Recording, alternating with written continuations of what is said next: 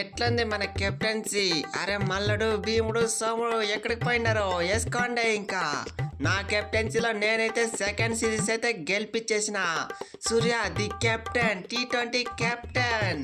అరే సూర్య, ఇది మరీ ఓవర్ అనిపించట్లే. వాన పడి గెలిచిండేది ఒక గెలిపేనా? ఒకవేళ వాన పడకపోయింటే మా ప్రతాపం చూపించి మా పవర్ చూపించి మేమైతే గెలిచేవాళ్ళం.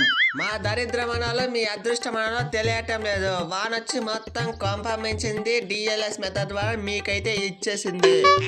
సెకండ్ ఇన్నింగ్స్ లో ఇలాంటి పెంట జరుగుతుందని నాకు ముందుగానే తెలుసు. అందుకే నేను ఫస్ట్ నుంచి 6 లో చంపి స్కోర్ అయితే ముందుకు తీసుకెళ్ళా. వాన పడాలని మేము కనుక స్లోగా ఆడింటే డిఎల్ఎస్ మెథడ్ ద్వారా మీరైతే గెలిచేవారు. నేనైతే మా ఇండియాని గెలిపించుకున్నా. అరే ఏంది వయ్యా సంజయ్ శాంసన్, ఛాన్స్ కావాలి అంటావు, కానీ ఛాన్స్ ఇచ్చే నువ్వైతే డక్ అవుట్ అవుతావు. ఇట్లయితే ఎట్లా చెప్పు?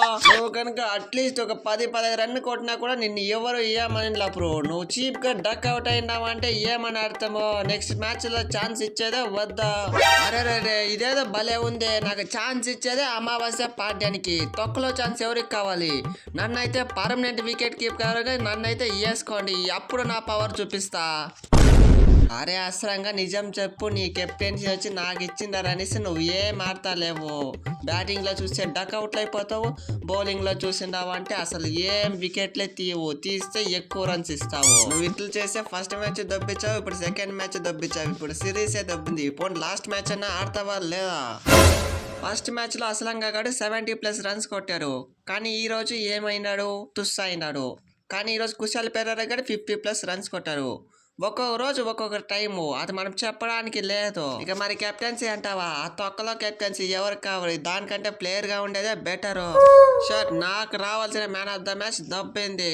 హార్దిక్ పాండ్యా 2 వికెట్లు తీసినాను, నేను 2 వికెట్లు తీసినాను, అట్లాగే హర్షదీప్ కూడా 2 వికెట్లు తీసినాడు. కానీ బిష్ణోయ్ గడు ఒక బౌలర్ వికెట్ ఎక్స్ట్రా తీసినాడు. దానికి మ్యాన్ ఆఫ్ ద మ్యాచ్ వానికి పోయిసా.